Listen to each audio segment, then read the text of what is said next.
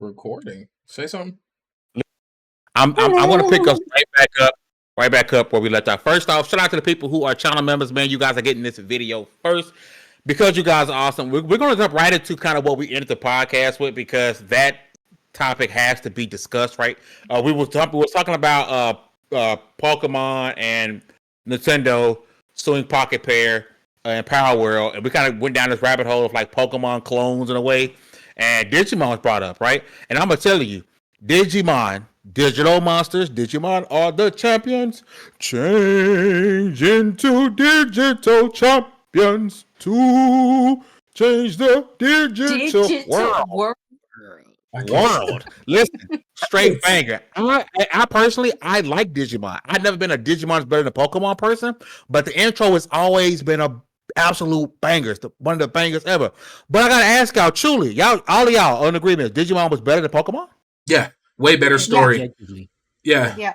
The characters aged. I love Pokemon, but the characters aged. I think that's enough for me. It's better from an adult sense because it is more like a better written show where it does have character arcs go up and down. It's more engaging, but Pokemon was better as a kid because you're just like, yeah, Ash is gonna win at the end of the day. He's gonna have adversities, but he's gonna win always. Yeah, we were unfair. I gotta ask you this because we know Pokemon is an anime. Yes. Yeah. Is Digimon considered an anime too? Yes. Yes. But I would never looked at Digimon as an anime. They don't fall under the same genre though, do they? Yes, there's still a monster anime. Like they're the same. They're like monster. What genre is that? It's not an isekai. No, not an isekai. Anime Pokemon. No, that's what I'm saying. No. Yeah, I have no idea what genre. I never looked at Digimon as an anime. To me, Pokemon was anime and Digimon was cartoons. Wait, what? Everything is anime. Everything because it's all animation. It's all animation. But what? Yeah, but you know what I mean. No, I don't. That's what I'm saying. Is he being weird? No. Listen. Hear me out. Listen, Linda. I don't consider the same, right? Because I can watch. Give me an anime. Throw me one. Demon Slayer. Metabot. I can watch Demon Slayer and say that's an anime, but I'm not gonna watch Johnny Test and say that's an anime. No, that's cartoon. Wait, time out. Are you trying to argue? Made in different countries because the last one you just said is based in the U.S., but Digimon and Pokemon are anime from They're both Japan. Japanese animation. I agree. Yes. No, I know where he's going with this. Looked at it like that. Are you trying to say that Digimon is more childish looking than Pokemon? No. Yeah. Oh, okay. No. He wasn't. I'm just saying. In my mind, I never Pokemon. Oh, that's fair. Digimon. I looked at Digimon how I would look at like Johnny Test. Like I look at Johnny Test as a cartoon. So did you think that fire though? I'm trying to frame it in my head, right? Johnny Test was dope. But are you trying to say that it seems more Americanized, more westernized than? That's what it sounds like. Yeah. Okay. That's yeah. Is it the transformations? Because that's what I think it is. Bro, when you went from a silent maiden to a pretty So basically, the genre of anime is called, I'm probably going to say this wrong, isekai, but Pokemon. Yeah. Isekai. Right. Because they both have summoning. Yeah. Like Digimon summons its monsters. Pokemon does the same. They're the same. They're on the same level. And that's why Digimon got a bad rap growing up because we were so into Pokemon took over so much of the world that when we saw Digimon, we automatically assumed, especially from the name, that it was just a Pokemon clone, and it really wasn't. It was its own, not only was it its own thing, but after so long, the Pokemon story kind of stopped maturing with you, and the Digimon story did not. And so Star Wars. Star Wars hasn't. The reason why people don't like the newest 3 is because the story for 40 years has been the same. But for the first time, it is a new story. They're branching off into new directions, and the core fans don't like it. And most people that are casual are going to listen to their friend that's watched all the Star Wars and be like, no, I don't like that. Like, okay. You know what? I also think Digimon had more serious storylines. There you than go. Pokemon. Oh, 1,000%. I really believe that Digimon, if Digimon and Pokemon came out today, both of them fresh start, we as the matured and growing up on anime community would love Digimon more than Pokemon. Pokemon objectified I women, agree. I think if and it came out Digimon was today, feminist. people would consider Pokemon to be a kids show. Yes. And Digimon would be on another level. Because even though the style is cute, it dealt with adult themes. Mm-hmm.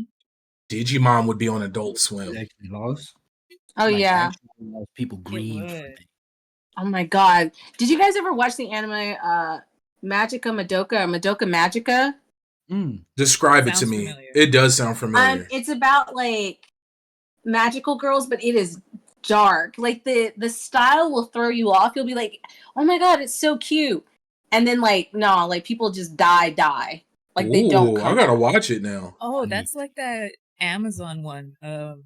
Darkest Dungeon or Abyssal Dungeon. It's got like really cute anime girls on the top, and then it's like, oh, damn, everybody gets just murdered. Yeah. Like you guys should watch it. I don't want to tell you what shocked me about it when I first watched it, but I was like, did that happen? It was almost like when Aerith died, and I waited throughout the whole game for her to show back up. Oh. No. You want to see something real nerdy? Yeah. Mm-hmm. Okay. These are all my Magic the Gathering cards. Let's go. Magic. She be out here playing Commander. Cards. Let's go. Because you gotta have them. And then, these are the actual Yu-Gi-Oh cards I used to play with. Ooh. Bro, the OG Yu-Gi-Oh, you could, bro. Pot of Greed. You couldn't touch me, bro. Ooh. I loved OG Yu-Gi-Oh. First edition is in here somewhere. What does Pot of Greed do? It allows me to draw 3 cards and go again. No, it doesn't. That's what it does, Yugi. That's what it does. You, listen, don't let this technology become a real thing, because we gotta do that. Bro, they've already done it in like MetaQuest. Somebody like built it and people are playing in MetaQuest, bro. Yes. Oh, I want a piece of that. That's what that whole Pot of Greed joke comes from. Like, what it do, Yugi? Yeah.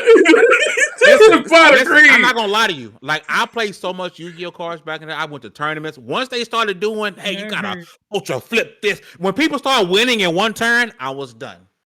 Yeah. But listen, Master Duel is a thing, right? Yu-Gi-Oh Master Duel, and I'm one of those people that was like, I don't like synchros. I'm not into pendulums and all of that. I'm not with it. I felt like an old ass man. Y'all nerds. So I couldn't find a way. And this is gonna sound so messed up, but my metric for winning in online games like Yu-Gi-Oh don't say is yes. What you thinking? That if I can be that, then yes, I won. I'm not gonna say it, but you know what I'm saying.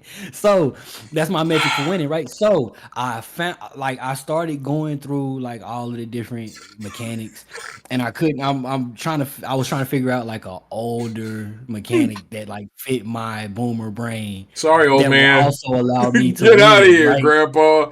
And I found it, right? I found a deck that worked for me with the mechanics that I fully understand, and I just started murdering. He's beating them with fundamentals. Like, it's what the game is about. He made himself into the Spurs. It's the fundamentals. It's not fun to watch. But we win. I play Gwent too. Like, you see what I'm saying? Yeah. It works. Like, there's no, you can't. I'm here to have fun. If I wanted to have a miserable time, I play Call of Duty. I want to have fun. I want to smash people. Bro, that's why I like playing side-scrolling beat 'em ups. Yep. I only want a little bit of a challenge. I want to beat everybody's ass in the game. I want a lot of challenge. That's fair. But I'm gonna use the fundamentals to get over that. I just want to button smash my way through life. Bro, no. Life is already too complicated. I just want to hit 2 or 3 buttons and just That's why I love Streets of Rage. Yep. It's funny because that's the exact reason why I'm not like one of those souls like get good people, but that's the exact reason why I like a challenge. Because life is already difficult, and if I can beat this, then I can beat that other shit too. Hey, you know what? I gotta agree with you, even though I'm talking mess. Because after I beat Elden Ring, no other game felt difficult. Because I was like, I beat Elden Ring. Like what do you mean? Elden Lord in the game, you could probably be the Elden Lord of your life. That's what I'm saying. You know like, I mean? That's fair. On the flip side, uh-oh. I spent 3 hours fighting the first boss in Dark Souls 3. You know, the tutorial one with the sword in his back? Yep. No! I was fighting him on stream and cried myself to sleep that night. So, and I didn't touch the game again. This is when you call sometimes you just can't beat that. Yeah, I know. That's how I was in Final Fantasy 7 with the Guardians. No. Do you guys know what I'm talking about? Like the Guardians that you had to fight. There was one in the water, one that you had to like. There were like 5 of them. Did you power level like the wrong? Oh, I'm sorry. No. I'm just saying this was like way back in the day where like I would pull out a calculator because I knew how much they had, and as my little brother was fighting them, I was like actively subtracting every hit he had to see how close we would get. Listen, I don't want to play no hard games. I don't need no challenges. I am absolutely. I think people don't know. Dude, that legit reminded me of my biggest mistake, my first lesson learned with party systems. Final Fantasy VIII, the first Final Fantasy I spent my own money on. I didn't know that there was going to be a point in time where you had to separate your team. Yeah. Did you only stick with leveling a certain? Yeah. Make you want to fight. Oh, I put the game down. I got to the 4th disc on Final Fantasy VIII twice without knowing that you had to do side missions in order to raise your money, because in 7 you didn't have to do that. And the Guardian forces were just like integrated into the story. Nope. But in 8, you had to go off and find them. Like they only gave you maybe 3 or 4. Yeah. And if you didn't go off and find them, you just didn't have them. And you could not beat a Dia with just 3 of them. Speaking while we on this subject, so even with my very limited time for video games, I made it to I got the secret ending, the special ending in Black Myth Wukong, right? Nerd. Nice. The super nerd. And even the nerdiest part about this is what I was getting Barry be knowing. The nerdiest part about this whole thing is how much it hurt me to finally realize what was actually spoiler alert. I'm not gonna say it, but it hurt me a lot, and it's not something that you figure out from what I'm saying. Nerd. Unless you just like really, really, really know Journey to the West. Book nerd. But if you know Journey to the West, which is probably the only way it's gonna like punch you in the heart, at least a little bit, like literary club nerd. It's like one of those moments where it's like, are you serious? Because Sun Wukong literally did everything he was supposed to do. Like he grew as a person and became better, and you mother. And so as difficult, and when I say difficult, I mean the final boss was so disrespectful that I thought it was a scripted battle I was supposed to lose. Damn. It was that disrespectful. Like it was. Hey, I didn't play the game, Dallas, but I seen clips where you're trying to heal and he like frees you, walk over there and take your glass, drink it. I was like, that's disrespectful. Like you trying to heal, he gonna freeze, go over there and take your Jones. And then sip it. Yep. Make sure that like you guys, we're recording. If you don't want to be. Oh no, this is not a bad thing. This is a good thing for people who are recording. If you have something like a company or like a podcast, make sure that you sign up on, even if you don't plan on using that platform, go sign up so somebody doesn't steal your name. Oh, what is it on Blue Sky? Blue Sky or wherever you have, like, just make sure that nobody can take your name. You hear that, Fame? On your digital real estate. Go get your digital real estate. Listen, on that note, listen. Shout out to those channel members, man. You guys got to see this first, and I hope you enjoyed my rendition of Digimon, who are digital monsters, and they are also the champions. We see y'all. Peace.